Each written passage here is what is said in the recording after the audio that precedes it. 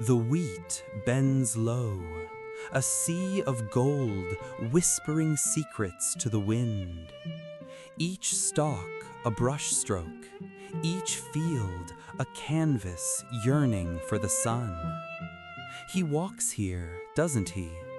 Through the ochre dust, the lavender shadows, the silence that sings louder than any choir. A crow takes flight, a black tear against the azure. It carries away a piece of the day, a fragment of forgotten light. I feel it too, this weight, this longing for something beyond the horizon, something just out of reach. The cypress trees point upwards like desperate fingers grasping at the heavens. Are they praying? Or simply lost, as I am, in this labyrinth of green and blue? The stars begin to bloom, tiny pinpricks in the velvet cloak of night. They are eyes, I think, watching over us, judging our worth, our failures, our small acts of kindness.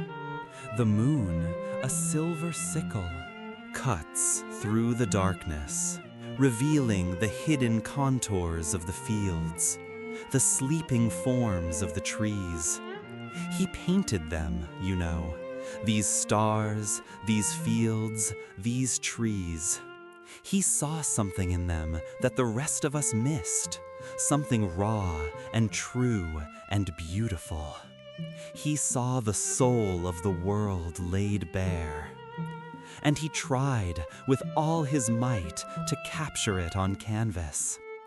But the world is a slippery thing, a fleeting image, a whisper on the wind. It refuses to be contained, to be pinned down, to be fully understood. And so he struggled, he raged, he poured his heart out onto the canvas, hoping that somehow, some way, he could make us see what he saw. The colors swirl, a vortex of emotion. Yellow screams of joy, blue whispers of sorrow, green sighs of hope. They dance together, a symphony of light and shadow, a celebration of life and death. The sunflowers turn their faces to the sun, seeking its warmth, its life-giving energy. They are fragile things, these flowers, yet they stand tall, defiant in the face of the wind. They are a reminder that even in the darkest of times, there is always beauty to be found. A single window glows in the distance, a beacon in the night. Someone is awake, reading, writing, dreaming. Perhaps they are lonely, as I am. Or perhaps they have found solace in the silence, in the solitude, in the quiet contemplation of the night. He sought that solace, I think. He sought it in the fields, in the stars, in the faces of the peasants. He sought it in the bottom of a bottle, in the arms of a woman, in the madness that consumed him. But he never found it, not really. Or perhaps he did. In those final moments, when he looked out at the wheat fields one last time, and saw not just the gold, but the infinite possibility, the endless potential, the beauty that lies hidden within the heart of darkness. The last ray of the heart, a flicker of hope, a spark of understanding. It fades, it dies, but it leaves behind a warmth, a glow, a memory that lingers long after the sun has set. We are all connected, you see, to each other, to the earth, to the stars. We are all part of something larger than ourselves, something mysterious and profound and beautiful. And even in our pain, in our loneliness, in our despair, there is still hope, there is still light, there is still love. The wind whispers his name, carried on the breath of the night. Vincent.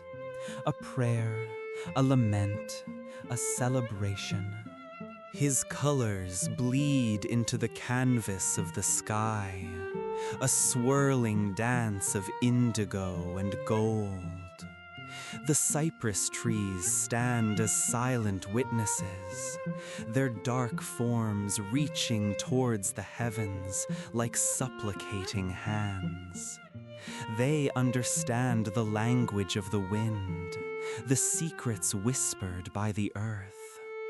He painted them with a feverish intensity, driven by a force he could not control, a longing he could not name.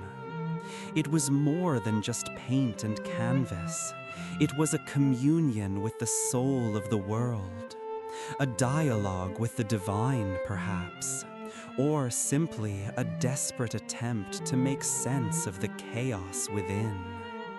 The stars are not diamonds scattered across a velvet cloth, but living things, pulsating with light and energy.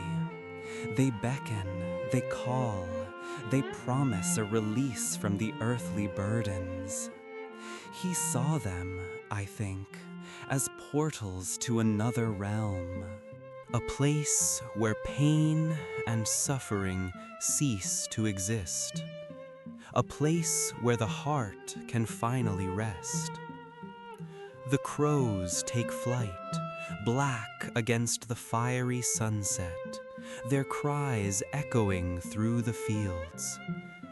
They are harbingers of change, of transition, of the inevitable passing of time.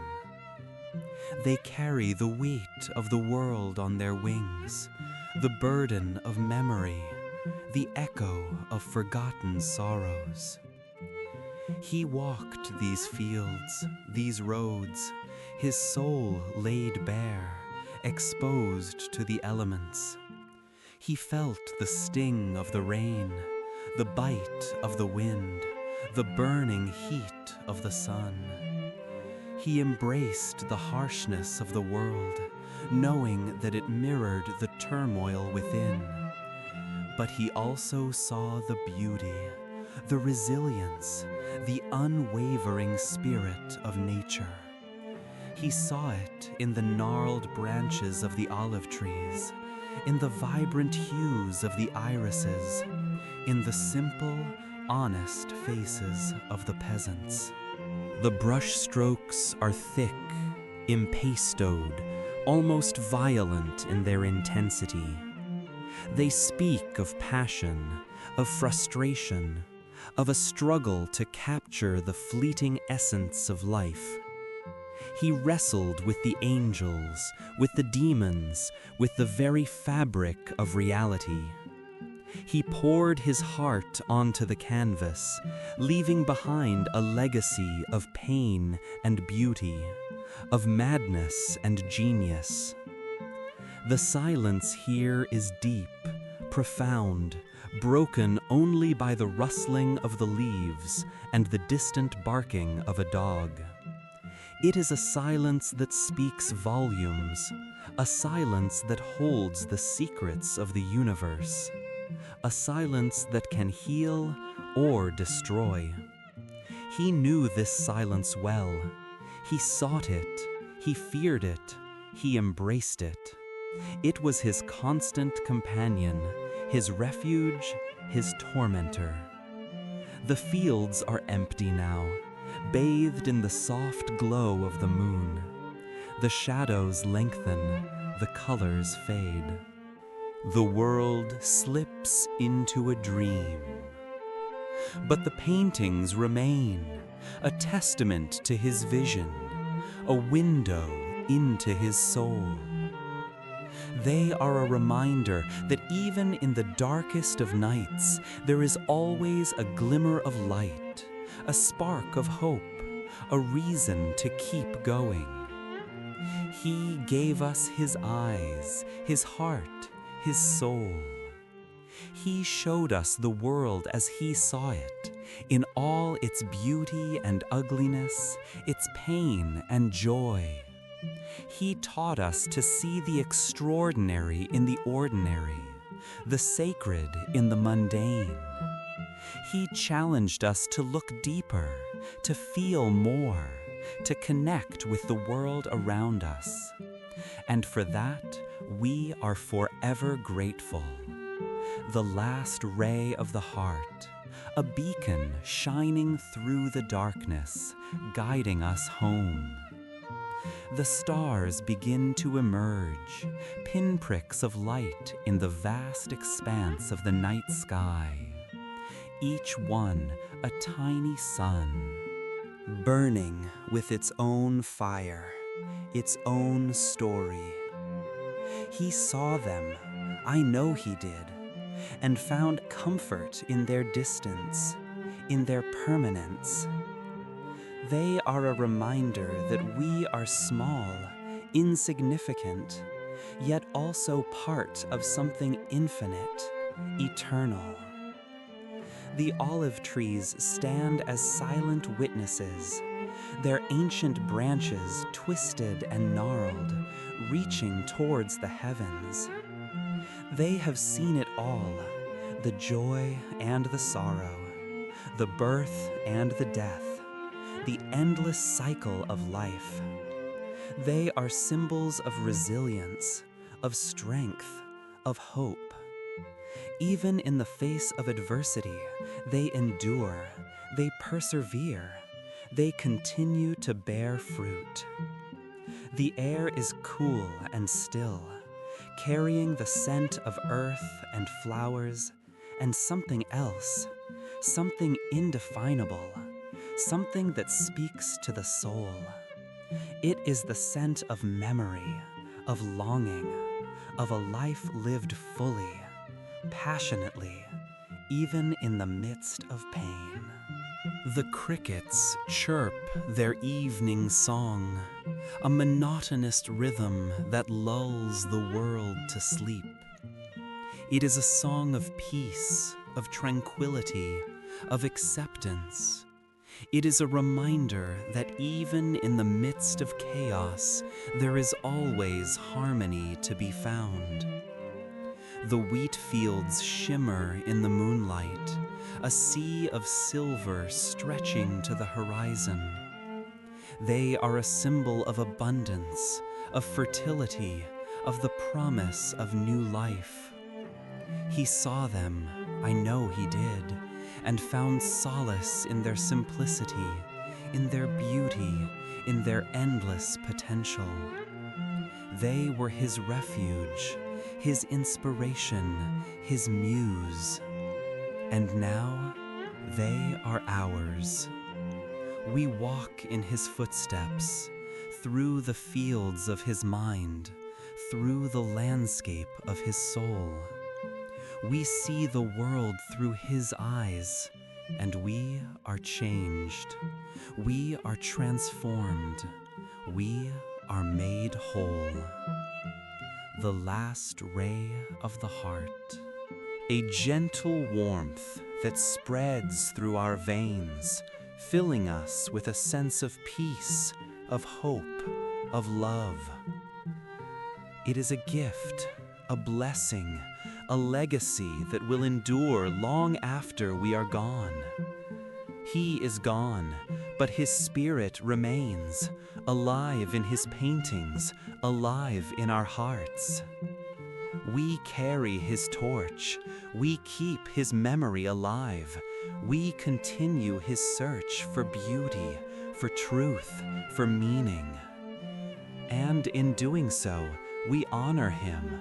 We honor ourselves. We honor the world. The wind sighs through the trees, a whispered farewell, a promise of reunion. The night deepens, the stars shine brighter, the silence grows more profound.